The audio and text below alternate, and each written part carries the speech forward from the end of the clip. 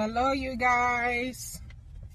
Happy Friday. Thank God it's Friday. It's another beautiful day. The week has just ended. The work week has just ended for me and so many other people. And like I usually do, I always come back to my page to say, thank God it's Friday, thanking God for the grace to have seen the week up to this point, and looking forward again for a beautiful relaxed weekend. And that's why I'm here. It's another thank God it's Friday. And as always, we will have a take home. Today take home is heavy in my heart, but I still want to use this means to reach out to us so many women like myself that will be in a position to help somebody in that situation. Or if you are the person directly in that situation, know that you are not alone, that so many women feel your pain, understand your reason for enduring this much, and we are here to support each other.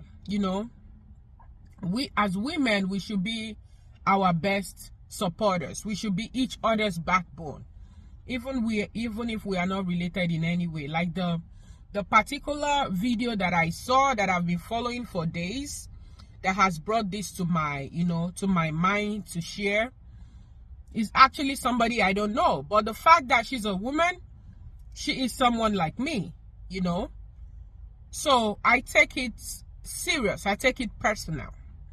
And our take home for today, I will target women know your worth.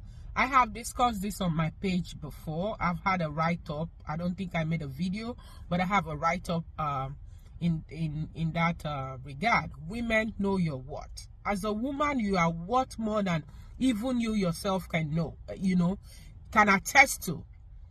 Every woman is special. A woman that God has thought worthy of bringing a life through that person. We are the vessel that God has decided to reproduce another human through. That makes us very unique, very special. You need to know your worth. As a woman, we are capable of anything great. So do not let any situation tell you are less of what you should be. No. I have seen women in domestic violence issue. Women has lost their life while trying to remain in marriages, in relationship. Don't get me wrong, I am married myself, but I would not advise anybody to endure, this level of domestic violence. Because if you love your children as much as you claim to, say you're staying in that marriage because of them, then that's the reason for you to do something. Don't get me wrong. I'm not advising anybody to take the route of divorce. I'm not advising anybody, to step out of their marriages. But what I'm saying is, the children that you have brought to life, you owe them everything. And so you have to know your worth by getting up to do something, tangible with your life. Create wealth in any way possible, so long as it's legit. You have to try, to be able to put food on your table, with or without a man. Because at the long run, I have seen that is what actually keeps women, tied down to this domestic violence cases, because they can't fend for themselves.